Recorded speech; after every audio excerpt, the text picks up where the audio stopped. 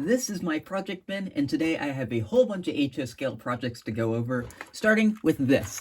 This is an AHM Boeing Muni trolley. I got this thing at a train show pretty recently. It was like $10, which isn't bad, but I've done some modifications to it. This was the one that ran slightly worse than the other one, and yes, I have two of these things now. So with this one, I went on eBay and bought a fairly cheap motor just to see how that would turn out, and it seems to run pretty decently. It just needed a little bit of tweaking here and there, and it runs pretty well. I actually wired in a 9-pin plug so I can just kind of throw a Digitrax decoder in there eventually. And I do really want both of these things to be DCC, so I have two of these motors, not just one, but I'm waiting to install the motor in the other one. I just want to see, when I throw a decoder in this thing, if it'll be fast enough to run on a club layout. It needs to do a scale 45 miles an hour, and I'm kind of iffy on whether or not it can do that, so I just need to test that out first, and if not, this guy will remain DC and I can put a decoder in the other one.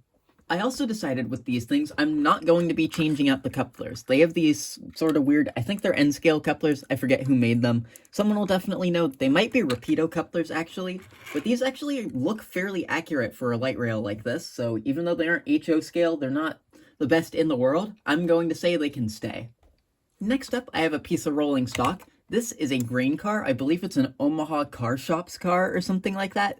This one I actually got for free quite some time ago. It was just on the free table of the club I'm a member of, and this thing was in pretty bad shape. It was in a whole bunch of pieces and whatnot, and I just took the time recently to add some weight, glue everything back together, give it some new couplers, and now it runs pretty well. I have not used the thing yet, but it looks really nice and it should fit in with my grain train pretty well. Going back to the theme of transit, here's the Walther's BART that I worked on in a recent video.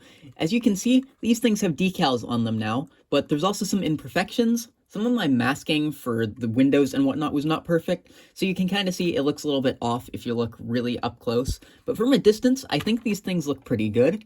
Here's one of the A cars, and especially for me having very minimal experience with decals, I think they turned out pretty well. However, I did have some issues with these things. I put some decoders in, and it turns out those decoders were bad. So I've ordered some new ones. I might need to go and rush ahead and just go buy some new ones in person, because there's kind of a deadline looming with these things. I want to get them done. It's a different topic, but these things do need new decoders, and it'll be a pretty big project that I want to prioritize. The other day, I also got 5 new pieces of rolling stock. These were all being given away by another club member who just didn't want these things anymore, and I only took a few that were kind of neat to me. The first of which is this roundhouse flat car with some pretty interesting loads on it. This one's lettered for Santa Fe. It's already got a whole bunch of good stuff, Katie's, metal wheels, and it looks like even a slight bit of weathering. So this thing can be thrown in, I think, probably a 70s consist pretty well.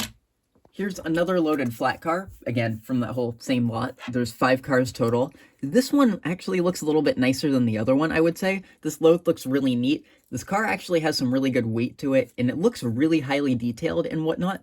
I do really like this car. This one might fit a little bit better on like the 60s consist or something, but with that other loaded flat car, the pair looks pretty good. So this thing can kind of make its rounds between the 60s and 70s in my mind. Here is a newer Roundhouse PFE wreath burr. This is before Athearn actually bought into the company, I think, or renamed it or something. It does seem to have a lot of Athearn components. Again, I can't remember if this was before Athearn renamed it or bought it, but they're really similar. The main issue I'm having with this car is it's really light. I need to figure out how to get inside and add some more weight, because this one down here just doesn't cut it. It needs more. Some of these details are not the greatest, I don't think, because a lot of them are just painted on since it's probably an old blue box or an old roundhouse tooling or something, but it looks pretty sharp nonetheless.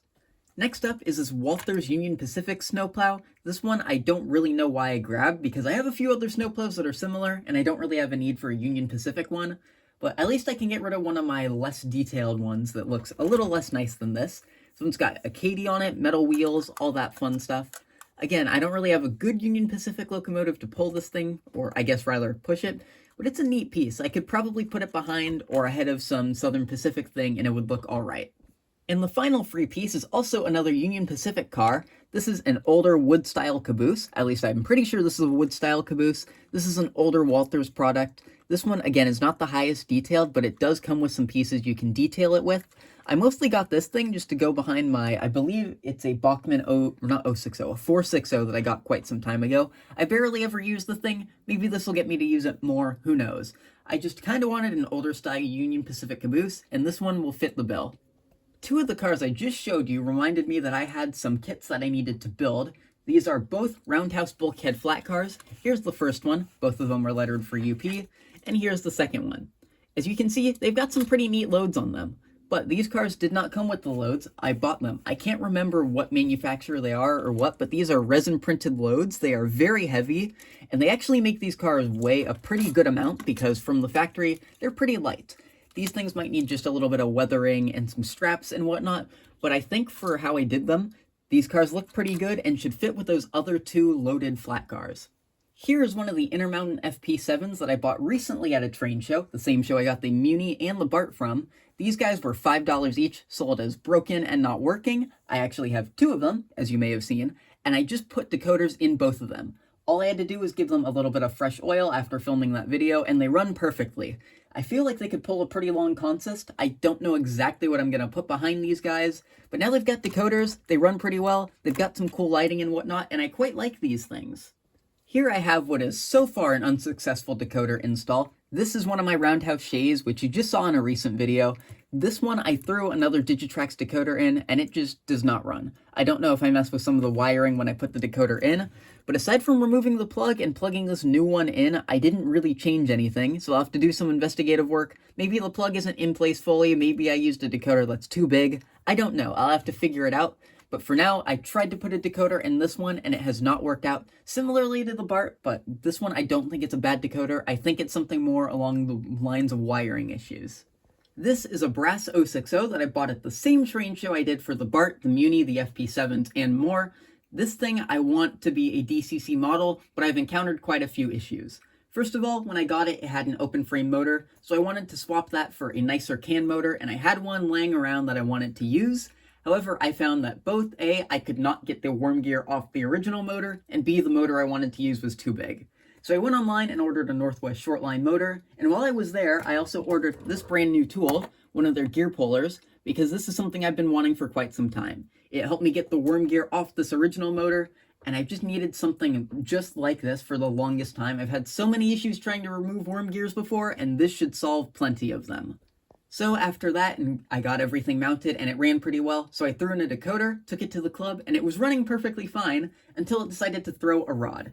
And then it did so again, and I think a third time as well, and it was this rod right here, which I found was that this little connector here was like stuck to this screw. So I had to give it a little bit of oil.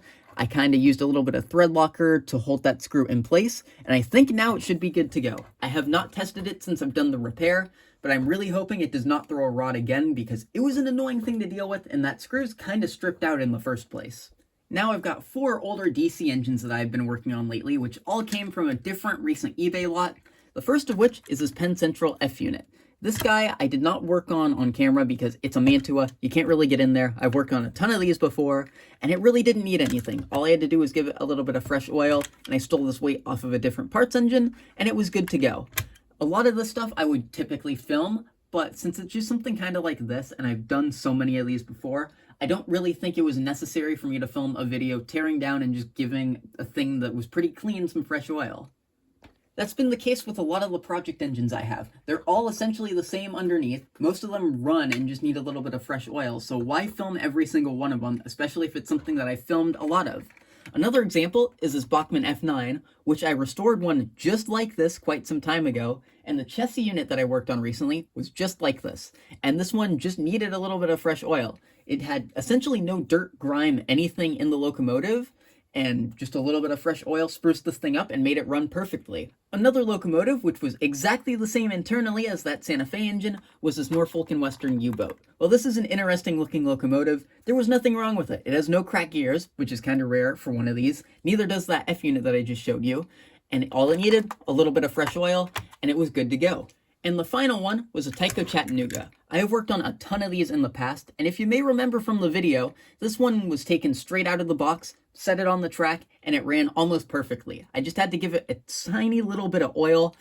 It looked like everything in here was perfectly brand new as well, and I just gave it some traction tires, and I think this is the best running Chattanooga I've ever had. I did not have to do anything to it, and what I've learned from Tycos is if they're running perfectly fine, you don't really want to mess with them, so I wasn't going to go in and tear the whole thing apart. I think I'm going to keep doing this approach with a lot of engines that I worked on similar styles of in the past. unless they have something weird that's wrong with them that isn't just, say, a broken wire. I want to fix some interesting stuff, and I don't want to keep duplicating it, so whatever I can film that's interesting, I will, but if it's stuff like this, I'm just going to keep doing it on my own time. And before we close out the video, I'll just test both, or not both, all 4 of these engines for you. First up, here's the Chattanooga.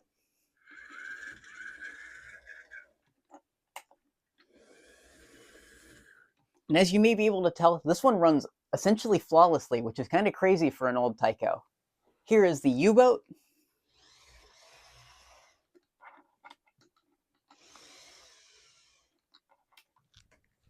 The Penn Central unit.